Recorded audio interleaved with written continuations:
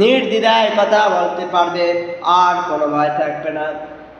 ইমানে জজবা নিয়ে আর যখন তুমি খেতে নামবা, আল্লাহর ভয় রাখবা না, তুমি অশৃঙ্খলা করবা, আইল মেরে খাবা। যখনই যেহেতু ডাক আসবে তুমি পারবা না সামনে যাইতে, কারণ তুমি আল্লাহর কথা অমান্য করেছো। তোমার ভিতর ভয় ভয় কাজ করবে, মুনাফিকি কাজ করবে। মুনাফিকরা যখন কাফেরদের সাথে চলতো আবার মুসলিমদের সাথে চলতো, তখন কি করবে? যদি কাফেরদের বিরুদ্ধে যায় তখন তো কাফেররা তাদেরকে আর ভালোবাসবে না। এই জন্য 313 জনের ভিতরে আর বেশি সাহাবী ছিল, ওই মুনাফিকরা ছিল। মুনাফিকরা চলে আসলো, 313 জন নিয়ে আল্লাহ রাসূল যুদ্ধের ময়দানে গেল।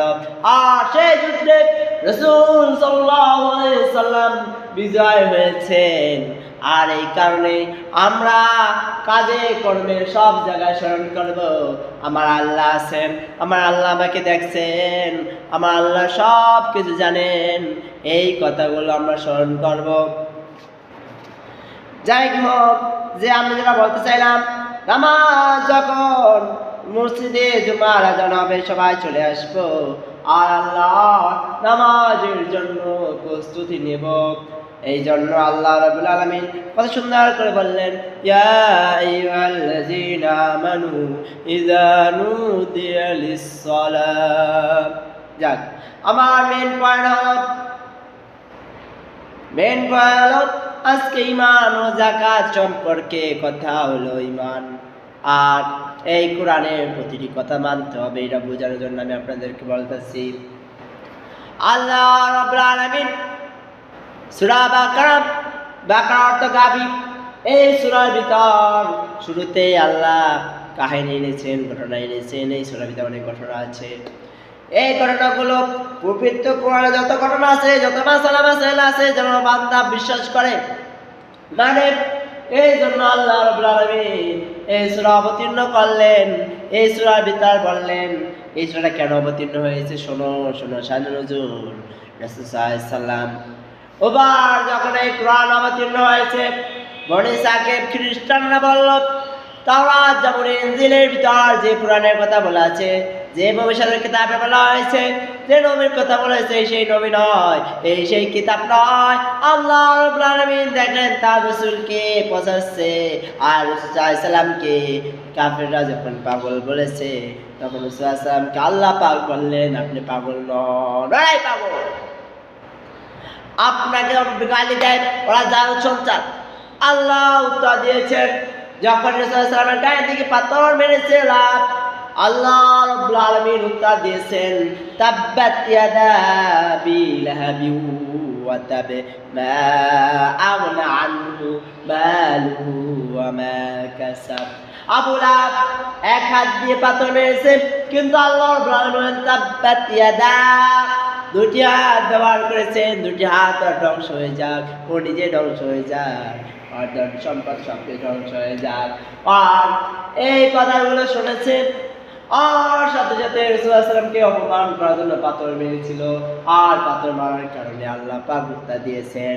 ঠিক তেমনি আর উম্মে জামিল তার স্ত্রী এইসব কথা শোনার পর উম্মে জামিল চলে গেল রাসূল সাল্লাল্লাহু আলাইহি ওয়াসাল্লামকে মারবেন, আর রাসূল সাল্লাল্লাহু আলাইহি ওয়াসাল্লামকে আল্লাহ রক্ষা করেছেন।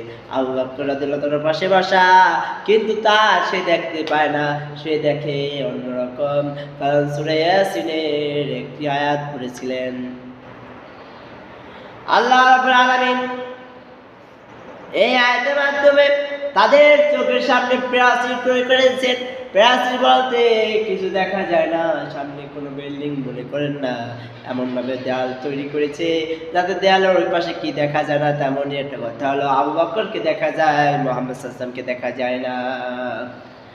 ঠিক তেমনই আল্লাহ উত্তর দিলেন, ও সাকিব, তুমি এত বিশ্বাস, এত বোঝো, তাহলে তুমি আলিফ লামের অর্থ করো। তুমি এতই জ্ঞান রাখো, তুমি এতই বুদ্ধি রাখো, এতই বালাগাত জানো, এতই ফাসাগাত জানো, তো তুমি এত নাহবির জানো, এত আরবি জানো, এত সাহিত্য জানো, পারলে আলিফ লাম মিমের অর্থ তুমি করে দেখাও। মুফাসসিররা এক একজন এক একটা লিখেছেন, আলিফে আল্লাহ, লামে জিব্রাইল, মিমে মুহাম্মদ, সবাই হার মেনেছে, সাহাবীরাও বলেছে হার মেনেছে, কেউ কোনো সঠিক উত্তর দিতে পারেনি। এই জন্য এটাকে বলা হয় বিচ্ছিন্ন হরফ, হরফুল মুকাত্তাত। আল্লাহ রাব্বুল আলামিন তারপর বলেন, ও বান্দা তুমি যে বলতেছো এই কোরআন তাওরাত জাবুরের ভিতরে আছে, ওইটা নয়। আল্লাহ বান্দা শোনো শোনো, ওই তাবুর, ওই তাওরাত, ওই জাবুরে আর লাউল মাহফুজে যে কোরআন লিখেছি আমি, বাল হুয়া কুরআনুম মাজিদ, কোরআন সংকীর্ণ করেছেন আল্লাহ। আল্লাহ পাক বললেন সেই কিতাব, জালিকাল কিতাবু, মুফাসসির কিরামরা বলেছেন হাযা জালিকাল কিতাব, এটা ওই কিতাব, জালিকাল কিতাব, যার কোনো একটা সন্দেহ সংশয় নাই। আল্লাহ পাক বলে সাকিবকে বলল এই কিতাব এমন একটা কিতাবের ভিতরে কোনো সন্দেহ সংশয় নাই, কোনো ভুল নাই, এইটাই ওই কিতাব, এটাই ওই কিতাব যেটা আল কোরআন। সুবহানাল্লাহ, এটাই আল কোরআন। আল্লাহ রাব্বুল আলামিন তারপর বললেন যালিকাল কিতাবু লা রাইবা ফীহি, এটা ওই কিতাব যার তার সংশয় সন্দেহ নাই। লা তারা লা রাইবা, কোনো সন্দেহ নেই, ফীহি তার মধ্যে। আর এই কোরআন কাদের জন্য পথ প্রদর্শক আল্লাহ বলেছেন। অন্য জায়গায় বলেছেন হুদাল নাস, এই কোরআন যদি পাঠ করে পড়ে আস্তে আস্তে বুঝতে পারবে, সে কোরআন অনুযায়ী সে ঈমান আনবে, এই জন্য বলেছেন হুদাল নাস। আবার হুদাল লিল মুত্তাকিন কেন বললেন? যে মুসলমান হবে সে কোরআনের মাসাইল পাবে, সে অনেক হুকুম আহকাম পাবে, কিভাবে চলতে হবে, কিভাবে বিবাহ শাদী করতে হবে, কিভাবে সমাজ চালাতে হবে, কিভাবে খোলায় মাঠে কাজ করতে হবে। আল্লাহ রাব্বুল আলামিন সব কিছু এই কোরআনের ভিতর বলে দিয়েছেন। এটাকে বলা হয় গাইডলাইন। কি বলা হয়? গাইডলাইন। আল্লাহ পাক বললেন হুদাল লিল মুত্তাকিন, এরা ভয়ভীতদের জন্য পথ প্রদর্শক। আল্লাহ পাক আরো বললেন পবিত্র কোরআনের ভিতর বললেন আল্লাযীনা ইউমিনুনা বিল গায়বি ওয়া ইউকিমুনাস সালাতা ওয়া মিম্মা রাযাকনাহুম ইউনফিকুন। ও বিশ্বাসীরা, যারা তোমরা ঈমান এনেছো, তোমরা বিশ্বাস করেছো। কে বিশ্বাস করেছো? আমি আল্লাহ এক, হযরত মুহাম্মদ সাল্লাল্লাহু আলাইহি ওয়াসাল্লাম নবীর আল্লাহর রাসূল, এইগুলোতে বিশ্বাস করেছো, কিতাব সমূহের উপর ঈমান এনেছো। হে ঈমানদার, তোমাদেরকে ডেকে বলতেছি তোমরা কি করবা? এক নম্বরে বিল গায়বি, অদৃশ্যকে বিশ্বাস করবা। ওয়া ইউকিমুনাস সালাতা, নামাজ প্রতিষ্ঠা করবা। ওয়া মিম্মা রাযাকনাহুম, আমি তোমাদের যে রিজিক দিয়েছি, যে খেতে বিদা বরকত দিয়েছি, রিজিক বাড়িয়ে দিয়েছি, তার থেকে তোমরা ব্যয় করবা। আর এই ব্যয় করতে হবে আল্লাহ রাব্বুল আলামিন কৃষি কাজে। তোমাদের যদি বৃষ্টির মাধ্যমে কৃষি হয়, তার 20% যে হবে এর 20% দিতে হবে। আর যদি তোমাদের পানি দিয়ে হয়, তাহলে তোমাদের 10% মানুষকে দান করতে হবে, দিতে হবে। আর শুনে রাখো, এইগুলো দান করতে হবে। দান করলে আল্লাহ বরকত দেবে, আর নয় আল্লাহর বরকত যদি তোমার পেতে হয়, তোমাকে দান করতে হবে। এখন আফসোস হলো, মানুষ বলে তার দান এত কম হয় কেন?